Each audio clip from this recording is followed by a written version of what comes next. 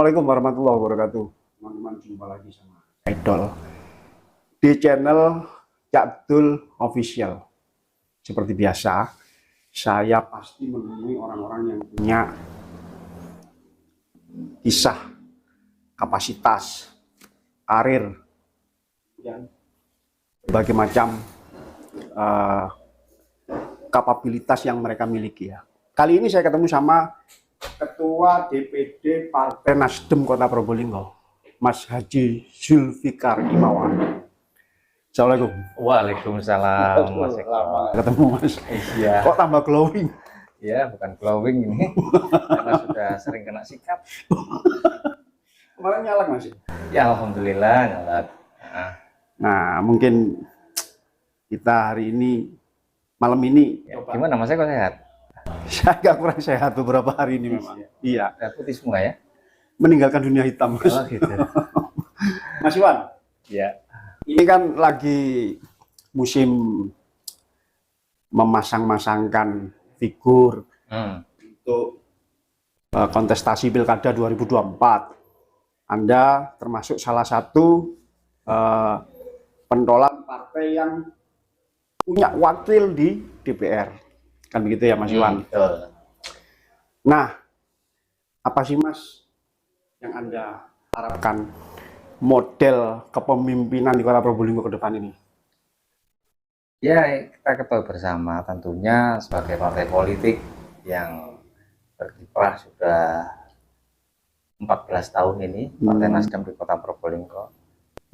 Ini ya juga menginginkan seorang pemimpin yang bisa mengayomi semua, pemimpin yang siap menjadi bapaknya dari seluruh warga Kota Probolinggo dari sisi manapun. Dan ini insya Allah kita juga di 2024 juga ingin bisa mencetak pemimpin yang diharapkan semua orang. Tapi kalau ngomong bapaknya semua golongan itu kan normatif toh Mas, spesifik dong Mas. Kira-kira karakternya seperti apa Mas? Betul Mas. Ya, yang satu ya spesifik tentunya yang mengerti betul tentang Probolinggo, Kota Probolinggo, baik itu secara kultur, budaya, ekonomi dan lain sebagainya lah, sosial, politik dan juga macam-macam. Itu yang menjadi harapan semua orang untuk pemimpin yang nantinya bisa menjadi bapak dari seluruh warga Kota Probolinggo. Nah, untuk Nasdem sendiri kan kemarin ada wacana mengusung ya, memberangkatkan ya kan, salah satu figur kader Nasdem sendiri gitu ya. Ternyata juga putri mantan wali kota Probolinggo, perempuan lagi, ya kan, di posisi wakil ya Mas ya. Nah, Insya Allah. Anda melihat potensi dari Mbak Ina sendiri mewakili nggak dengan keinginan yang sampai harapkan tadi itu?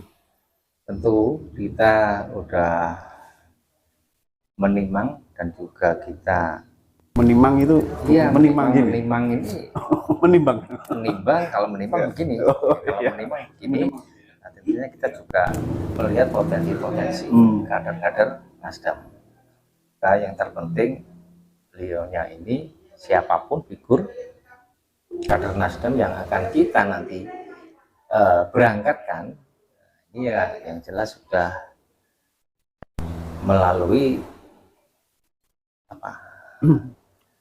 didikan yang jitu. Kita kan tidak sudah ingin main-main, menakar juga ya. Betul, menakar. Kita juga melihat potensi-potensi secara figur, latar belakang dan juga sejarah paling tidak daripada keluarga besar tersebut.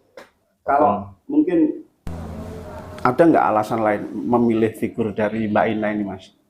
Mungkin ya, sekarang kan kita semua tahu politik hari ini brutalnya luar biasa Mas. Finansial itu kan menjadi ukuran hari ini Mas. Betul. Kira-kira itu juga menjadi pertimbangan nggak? Finansial, karena kita sudah jelas, kita kan paling tidak untuk memilih figur, memilih pemimpin itu kan harus mempunyai 3 modal. Apa aja itu? Modal politik, modal sosial, modal ekonomi. Oke. Yang jelas sudah. Jadi kita kriteria tersebut Sudah terpenuhi di Mbak Ina ini.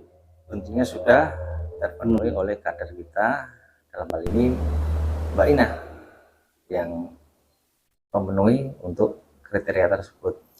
Selain dari Mbak Ina sendiri, ada nggak peluang atau membuka peluang bagi investor, funding partner gitu untuk kegiatan pilkada ini, Mas? Untuk Nasdem. Untuk masalah investor ataupun funding apa tadi? Nah, ini yang tentunya kan yang menilai dari investornya, tentunya juga akan melihat kadar daripada figur yang akan diberangkatkan, terutama mungkin dari Nasdem ataupun dari partai yang lain. Karena tidak bisa dari Nasdem itu akan menentukan funding fathernya, menentukan apa namanya investor yang katakan Mas Edol tadi. Ini yang akan melihat mereka-mereka potensi-potensi yang siapa yang akan diajukan oleh Nasdem, baik kapasitas, kapabilitasnya, dan juga isi tasnya. Mas Iwan, Anda ini sudah dikenal oleh masyarakat secara luas ya.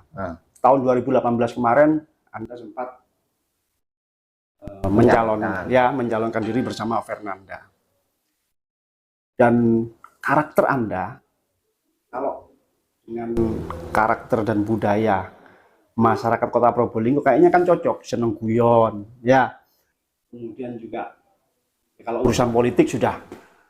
Anda berapa periode di Ketua DPD ini? 2 periode? 3 periode. 3 periode.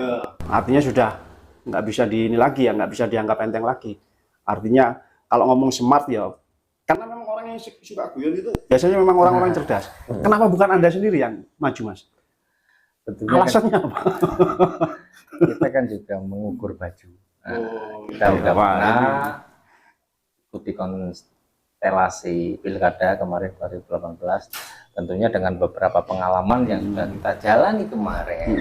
Ini yang menjadikan tolok ukur kita, acuan kita untuk bisa bagaimana menyiapkan kader kita untuk berikutnya, tentunya juga yang mempunyai kelebihan ataupun kekhasan yang tersendiri dalam kacamata partai, begitu. Kemarin berarti sempat ada penjaringan ya untuk figur yang diberangkatkan itu ya? Penjaringan memang ini nanti akan kita lakukan dengan apa, kita ikuti dari arahan DPP terutama. Ini penjaringan ini bisa dilakukan secara lewat survei, karena survei juga sudah berjalan yang dilakukan oleh DPW. Nantinya juga ini akan menjadikan bahan tentunya. Selain penjaringan, kita juga lakukan survei-survei yang khusus untuk melihat potensi-potensi dari kader-kader kita. Bener ya? Koalisinya dengan Gerindra ya? Bener ya, Mas? Kalau koalisi resmi tentunya kan nanti ada waktunya. Kalau kita melakukan silaturahmi juga komunikasi intens dengan beberapa partai masih tetap kita lakukan. Nah, dalam artian ini ada beberapa sisi, selain juga mungkin di luar kita menentukan siapa calon-calonnya, kita juga akan melihat sampai di mana dukungan baik yang nanti akan bisa kita ajak bergabung menjadi partai pengusung maupun pendukung. Nah, karena kita juga harus gerak cepat, waktu sudah mepet, Mas Eko. Iya. Kalau Gerindra berarti Dr. Aminuddin ya? Anda melihat figur Aminuddin ini gimana? Ya, kita melihat beliau ini ya sudah waktunya untuk bisa memimpin Kota Probolinggo. Ya enggak, ini maksudnya kan ada 3 pilihannya kan. Wacana di luar itu yang sedang berkembang kan ada Pak Dr. Aminuddin, kemudian ada Habib Hadi incumbent, kemudian ada Fernanda Zulkarnain. Kenapa Pak Dr. Aminuddin yang dipilih? Kan semuanya ini kan ada dari komunikasi. Komunikasi bagaimana secara intens kita melakukan komunikasi dengan Gerindra, baik itu dari DPD Kota Probolinggo, kemudian DPW maupun DPP. Ya. Memang selama ini kan komunikasi yang kita lihat intensitasnya juga menentukan pilihan di awal seperti itu. Dari 3 figur tadi yang kita sebut ya, Pak Dr. Aminuddin, Habib Hadi, kemudian Fernanda Zulkarnain. Ini kan kalau Pak Dr. Aminuddin sekarang sudah ada jalinan komunikasi. Sebetulnya kan Nasdem sendiri punya historis ini. Artinya kan komunikasi masih tetap terjalin kan. Dengan Mas Nanda, kemarin mantan tandem kan di periode 2018. Kemudian sama Habib Hadi. Habib Hadi malah kemarin juga sempat silaturahmi, kan begitu. Artinya kan komunikasi sudah terbangun semua.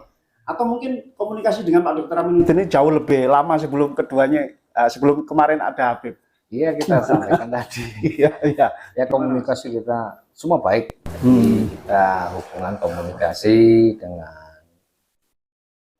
Mas Fernanda juga baik, kemudian dengan Habib Hadi juga baik. Tentunya tidak hanya sebatas komunikasi, kan begitu. Kita melakukan penataan ini bagaimana untuk menyiapkan para kader dan juga siapa yang nanti akan kita usung. Nah, tentunya akan melalui beberapa rangkaian, termasuk juga tidak lepas dari petunjuk dan arahan-arahan daripada DPW maupun DPP partai.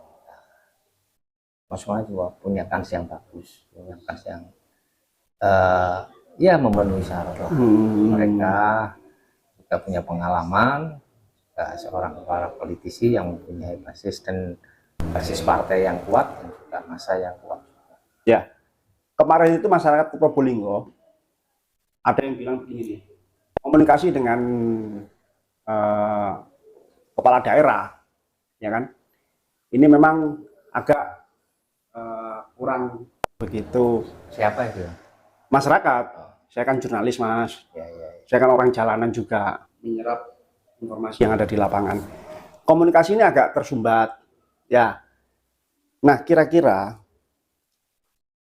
bagaimana Anda sebagai nanti pengusung pasangan calon kepala daerah ini mengkonstruksi itu supaya kemudian masyarakat ini tidak terjadi kebuntuan dalam hal komunikasi dengan eksekutif kalau terpilih ya sebagai pasangan wali kota. Ya.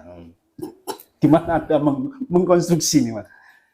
Ya, tentunya kita juga menginginkan perbaikan. Dengan kita nanti memilih ataupun mencalonkan wali kota ataupun wakilnya, ini tidak lepas dari unsur ingin memperbaiki, ingin memulihkan, ingin juga mencerahkan dan seperti itu.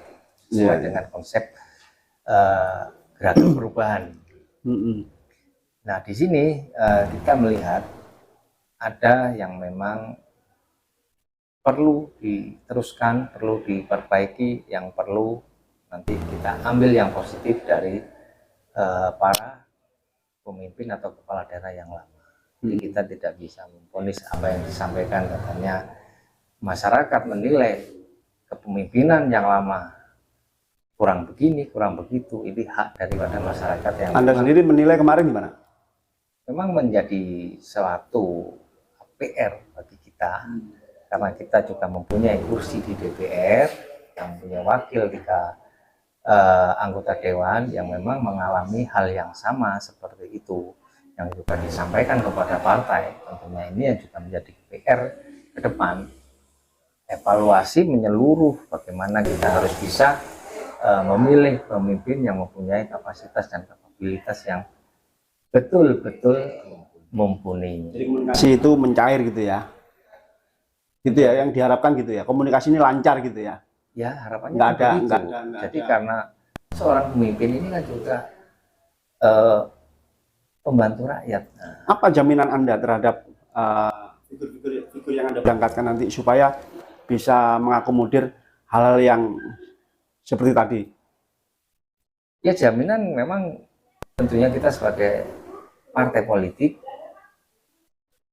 ini melihat betul apa yang harus mereka lakukan nantinya. Tentunya sebelum kita memasangkan, kan kita harus memberikan rekomendasi, tentunya harus melewati beberapa persyaratan yang tentunya nanti harapannya untuk bagaimana ketika mereka ini, pasangan ini ditakdir menjadi pemimpin di Kota Probolinggo,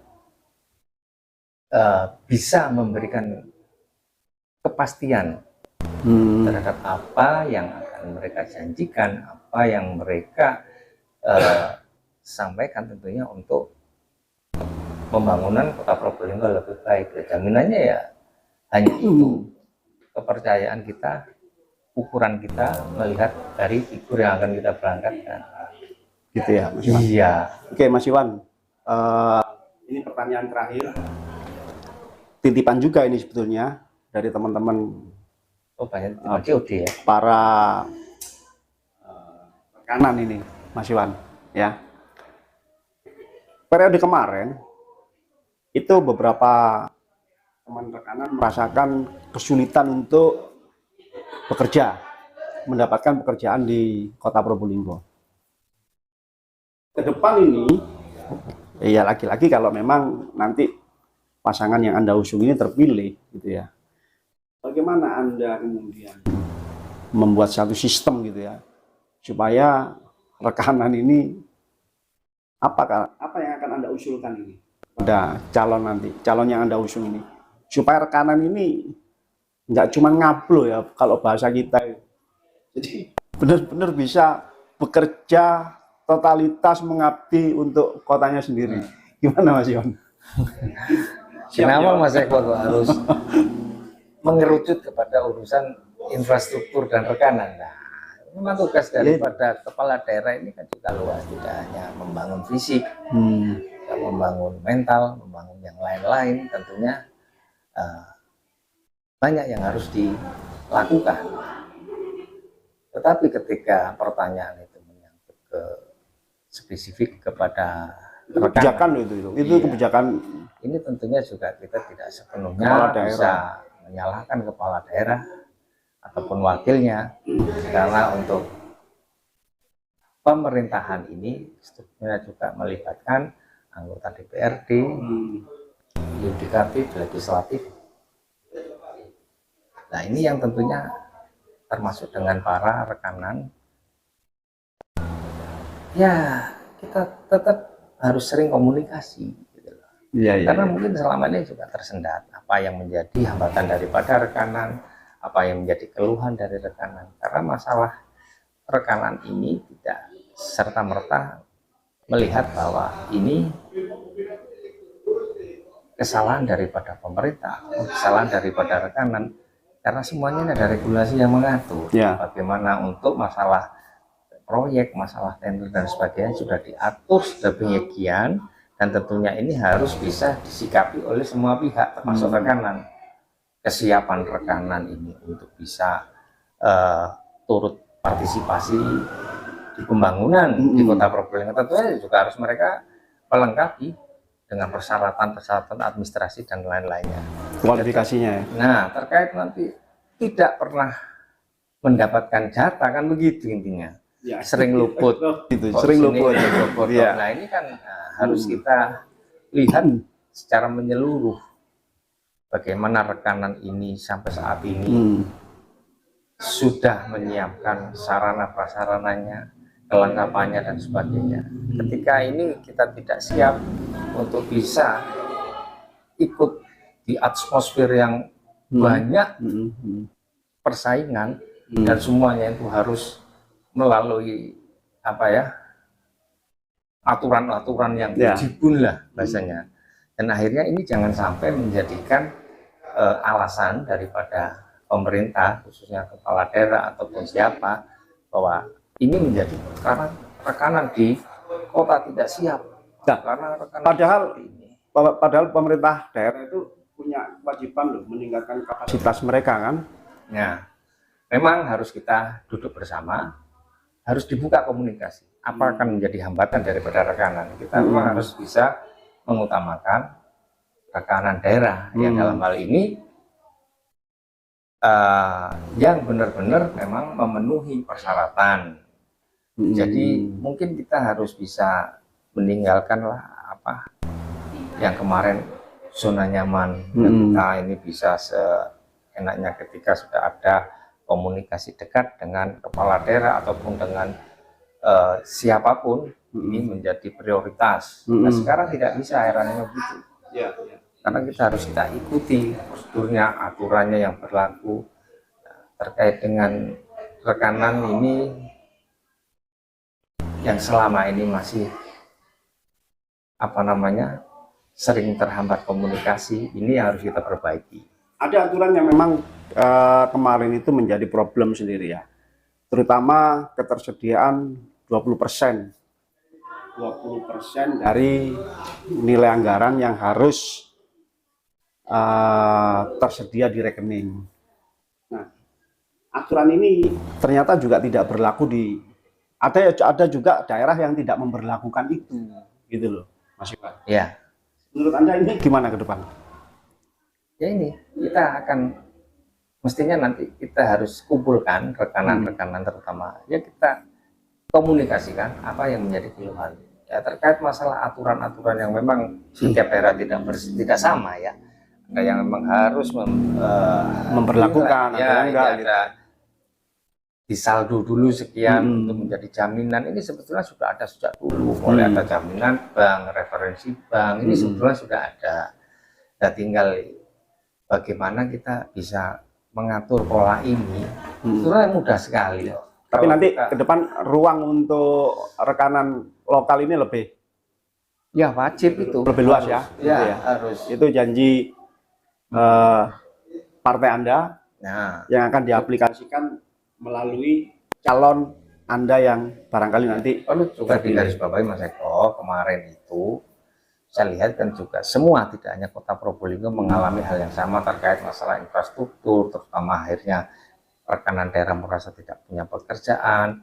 Ini kan kita ingat dulu COVID 3 tahun kita mengalami hal ada refocusing anggaran itu ya. Akhirnya ini yang sempat menjadi hambatan dan juga banyak yang terbunuh lah. Ya, oke. Dengan COVID kemarin, dan tentunya aktivitasnya juga terhambat, sudah banyak yang tidak bekerja. Ketika tidak mendapatkan pekerjaan, akhirnya mereka mematikan mesinnya, mematikan perusahaannya.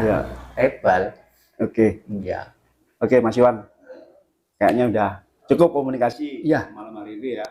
Mudah-mudahan apa yang kita obrolkan malam hari ini juga ada manfaatnya, teman-teman. Amin, amin. Dan tentu jangan sampai lupa stay terus channelnya Caedol Official. Terima kasih. Saya undur diri.